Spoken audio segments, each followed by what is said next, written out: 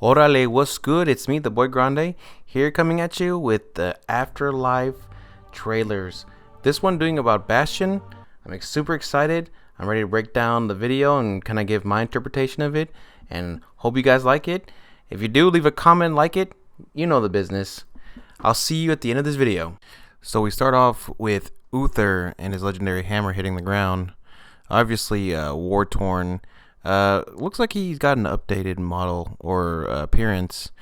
And as we see, big boy Arthus walking up, and we see the field. You can see the massive scourge behind him, like the army that Arthus has brought, and just to defeat Uther and the homeland he's trying to defend. We see Uther looking at him, knowing that his fate is pretty much done. So right before it shows us anything, it cuts to black with the last bit of runes. And right before he dies, Uther does ask for the light to save him. Light, save my soul. Then we're seeing Bastion in the background, right, where all the Kyrians are. And we see that Uther is being flown there, so he had just died. At least that's what we can assume, that he just died when he got when he sees Bastion. One part that really interested me was when Devos was talking to Uther, telling him about how he serves kind of a new purpose, that he was picked for a whole new thing to serve the Shadowlands. Uther retorts with, "I serve the light." Now, it may not seem like anything, it may not be important, but it does seem like he makes an emphasis that, I serve another purpose. And Davos almost makes a distinction between that and the Kyrians, right?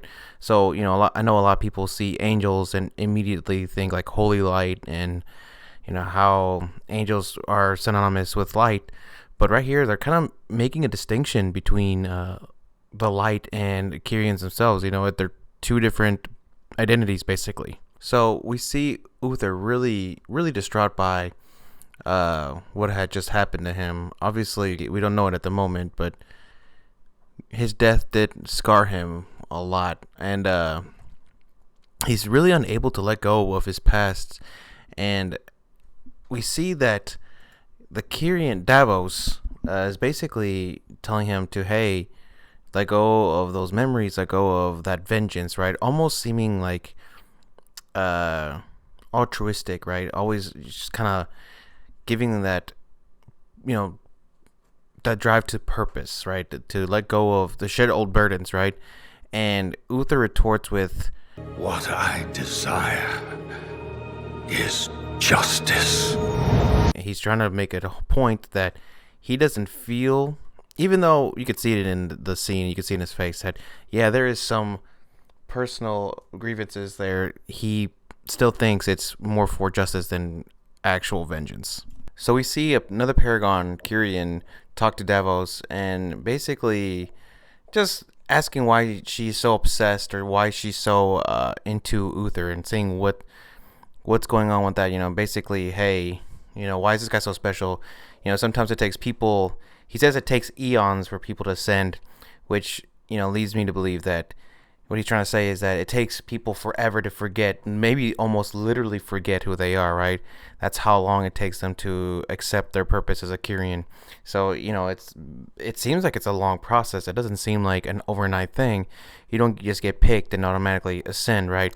You get picked, and then you have to shed those burdens, and whether it take you a week to forget who you are, or, eons, basically, that's when you ascend, basically. And that's when you accept your new purpose. But we see Davos here really just wondering, if basically starting to doubt the path or the purpose, right? She's starting to doubt that she's starting to think that maybe there is no set way of doing the Kyrian way, right? Like maybe there's a reason why he's here, and there's a reason why he's not able to forget, right? It must be important. There must be something that's halting him, right? And then we see some time pass on, right? We see time go on, and Uther's obviously worn and torn. He just beaten and broken, and he wants to know why he's not able to ascend, right? Obviously, he feels that he's basically tired. He's like, he wants to ascend, but he can't, he's just tired. And then basically the lady's like, yo, there's nothing literally holding you back. You can ascend whenever you want to. It's just, you just have to let go. And this is kind of like weird, right, to me. Maybe this is like a spiritual thing. Maybe you don't take showers in the afterlife or something, or maybe you never remove your clothes, or I don't know how it works. But he's talking about, there's this like pain in his chest, right, that he still feels his blade in him, right, which would seem like something that they would have noticed a while ago. But as Davo moves the shirt, she sees that his soul is wounded, right, has a massive gaping hole where Frostmourne entered. And it's obviously, freaks her out, right? So basically, she looks into his wound and sees Uther's last fleeting moments, and something interesting happens. We see that his soul basically gets ripped apart, which does answer the question, how can Uther be in Icecrown Citadel at the end of ICC? When you kill Arthus, you see Uther at the entrance of Icecrown and in spirit form, right? And how is he able to be in Bastion if he's in Icecrown, right? How can he be in two places at once? And we see right here that, I imagine, especially with like the yellow holyish glow, it seems to me that maybe the light was able to split his soul or take a part of him that wasn't attached to Frostmourne. Basically, the way I see it is the light split him in two, so that way they're able to save part of his soul, if not all of it, right? And obviously this freaks Davos out, so she's now really gung-ho about this, questioning the purpose thing, right? Because she thinks that had Uther just forgotten who he was, they would have never known that there's like greater cosmic dangers, right? Like, even though Arthus may maybe not necessarily be a threat to them right now, to the Shadowlands, the fact that a mortal has the power to take powers from the Maw and use it in another realm is scary, right? Because supposedly the Maw is impossible to escape, right? But obviously we know that the Dreadlords and the Legion took the Helm of Domination and Shadowmourne from the Shadowlands. So obviously there's a back door. So basically Davos is just really at this point not about the purpose, not about the Archon, not about anything. And obviously the Archon is very upset. She sees kind of like the doubt in Davos, right? It's like, yo, this is not right. You're not supposed to question, you're supposed to do. That's your whole purpose. You serve, you don't question. And Davos kind of resigned to what she just said, but kind of almost at the same time giving a look like of disappointment, just says, yes, my Archon, right? Basically kind of blowing her off. And she immediately goes back to Uther and says, yo, your time is up. You gotta ascend. We're taking back, we're gonna basically take vengeance in our own hands, right?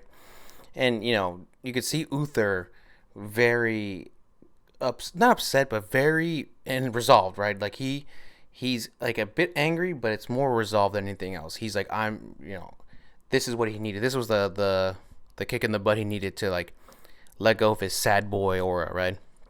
So then the next scene is super sick. We see Arthus in Icecrown as he dies, and everyone remembers the lines he says where his father says no king can rule forever, but more importantly the part where he says, I see only darkness. We see Kiri and Davos reach down and grab Arthus, right? And this is important, right? Because immediately after they pick him up, they go straight into the Maw. Now, in the Shadowlands, the way it works is that you have to take someone's soul, right? And you give him to the Arbiter, and then from there, the Arbiter judges the soul and where they need to go, whether it be Ardenweald, Bastion, Revendreth, anywhere, right? But instead, they just straight yeeted Arthus into the Maw. They skipped a process and just took, you can say, vengeance or justice into their own hands, right?